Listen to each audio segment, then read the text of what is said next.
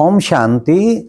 आज सुनते हैं प्यारे बाबा की 10 जून की मुरली से दिल में छपने वाली गहराई की बातें। आज का मुरली मंथन हम प्यारे बाबा के बिलासपुर हिमाचल सेंटर से कर रहे हैं। यहाँ पर हमारी अनीता बहन और रीना बहन होती हैं, बहुत सेवादारी हैं।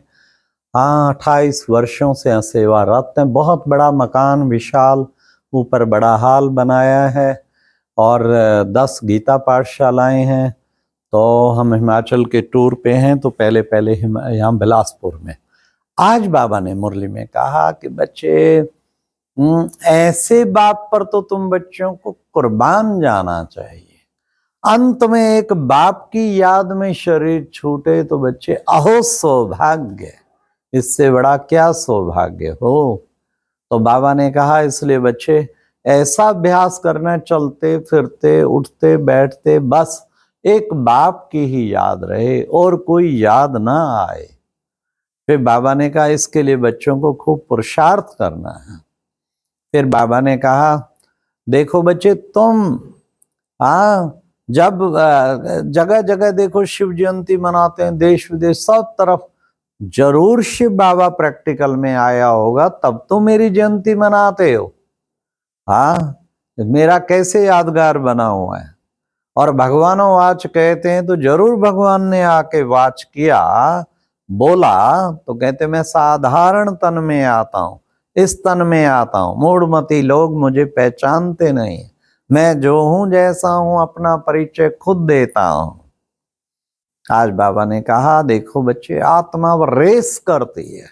किस चीज की? याद की रेस, कि हमने कितना याद किया। सब बाबा के बच्चे आत्माएं रेस करते हैं। आत्मा ही देखती सुनती सब कुछ है, इसलिए बच्चों को आत्म अभिमानी बनना है। फिर बाबा ने कहा देखो बच्चे, बाबा आया सबको सुखी बनाने। तुम पुकारते थे हे पतित पावन आओ, आकर हमको पावन बनाओ। मैं अब आया हूं तुम सबको पावन बनाने के लिए और पतितों को पावन बना के वापस ले जाने के लिए। फिर बाबा ने कहा कि देखो बच्चे, कल्प पहले मुआफिक बाबा आके सबको पावन बना के ले जा रहे हैं। आज बाबा ने सर्विस पे भी कहा कि बच्चे सर्विस का कितना शौक होना चाहिए। हाँ देखो, कई बच्चे तो गांव गांव में जाके सर्विस करते बाबा की, तो बच्चों को भी सर्विस गांव गांव में करने। आज बिलासपुर सेंटर में हमने इस महावाक्य को जब बाबा का सुनाया क्लास में और कहा कि कौन कौन शुभ संकल्प करते हैं, तो 7 आत्माओं ने संकल्प किया हम किसी भी गांव में गीता पाठशाला खोलने के निमित्त बनेंगे इसी साल में।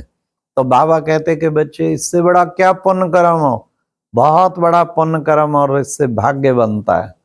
फिर बाबा ने कहा कि बच्चे, तुम बच्चों को बाबा के मददगार बन रहा है, तुम हो बाप के मददगार। इस समय बाप की मदद करते हो स्वर्ग बनाने में। फिर बाबा ने कहा देखो बच्चे, तुम थे पवित्र प्रवृत्ति मार्ग के, फिर गिरते गिरते गिरते अपवित्र प्रवृत्ति मार्ग, अब फिर बाबा आया है पवित्र प्रवृत्ति मार्ग की स्थापना करने। तुम सबको कह सकते हो, समझा सकते हो कि हम अब वो स्वराज्य, सुख शांति का स्वराज्य, पवित्रता सुख शांति का स्वराज्य अब परमात्मा स्थापन कर रहे हैं।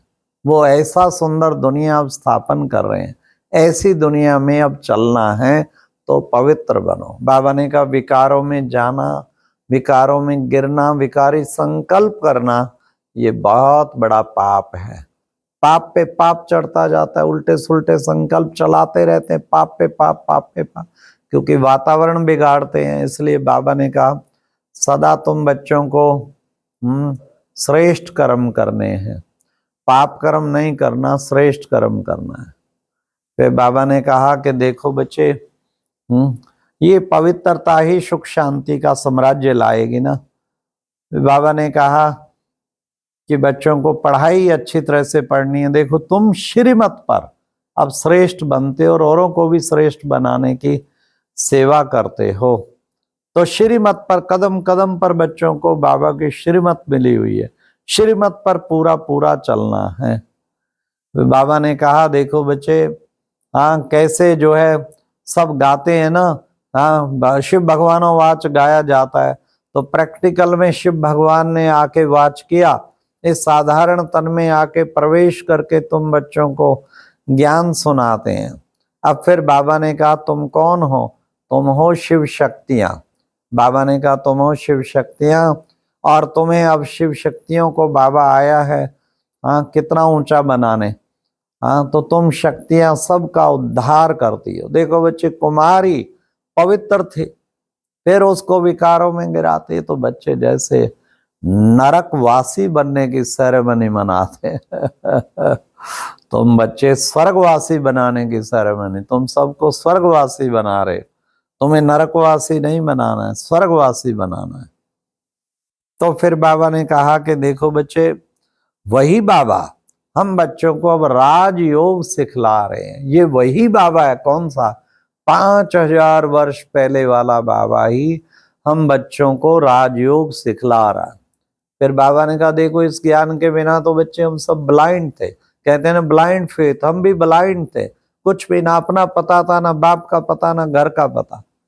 अब बाबा कहते बच्चे, तुम बाबा को याद करते करते फिर तुम अपने बाप समान बन के तुम शांति धाम चले जाएंगे। तुम सबको रास्ता बताना है, सबको शांति धाम और सुख धाम का रास्ता बताना है। ये वही महाभारत लड़ाई है। इस समय बाबा ने कहा महाभारत लड़ाई का सीन चल रहा है। ये वही महाभारत लड़ाई जो कल पहले हुई थी बच्चे। हाँ, क्यों? पाप का घड़ा भरता है, फिर पुण्य का घड़ा भरता है ना। तो एक तरफ से परिवर्तन हो रहा है ना, एक तरफ कलयुगी दुनिया बदल के फिर नई दुनिया, पावन दुनिया जो है वो बनने जा रही है। ऐसे कलयुगी दुनिया, पावन दुनिया में हम बच्चों को अब चलना है, उसके लिए खूब पुरुषार्थ करना है। फिर बाबा ने कहा बाबा तुम्हें 21 जन्मों के लिए अब आकर के सुखी बनाते हैं, कितना ऊंचा राज भाग देते हैं, 21 जन्मों के लिए सुखी बनाते हैं। फिर बाबा ने कहा तुम बच्चों को अंदर में खुशी होनी चाहिए कि बाप हमें कितना ऊंचा विश्व का मालिक बनाते हैं, ऐसे बाप को हम कैसे भूल सकते हैं। तो बाबा ने कहा कभी भी कोई भी देहधारी की बच्चे चाकरी नहीं होनी चाहिए। देहधारी की चाकरी जो है नहीं करनी है तुम बच्चों को। कई बार देहधारी की चाकरी करते ना, तुम बाप से शक्ति लेते हो, वह तो मिलेगी किससे? याद से। जितना याद करेंगे तुम्हें शक्ति मिलती जाएगी और तुम शक्तिशाली बन जाते हो।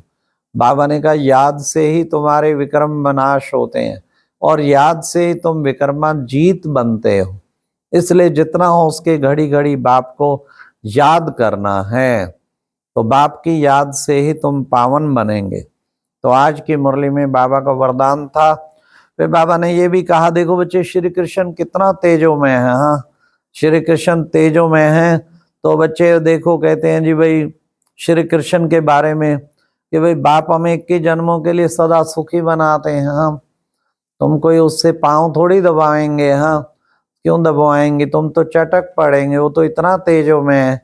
द्रौपदी के पांव दबाए क्या मतलब है? इसका भाव तुम आत्माएं अब थक जाती है ना, बाबा आके तुम्हारी थकावट दूर करता है, इसी को कहते हैं पांव दबाए। अब तुम बच्चों को हाँ, बाबा ने अब वरदान दिया कि बच्चे सब उन्नति द्वारा सेवा में उन्नति करने वाले सच्चे सच्चे सेवाधारी भाव। बाबा ने कहा सब उन्नति कम तो सेवा की उन्नति भी कम। जितनी सब उन्नति करेंगे ऑटोमेटिकली सेवा होती जाएगी। और बाबा ने दूसरी बात बताई, सब उन्नति ही, सब परिवर्तन ही विश्व परिवर्तन का आधार है।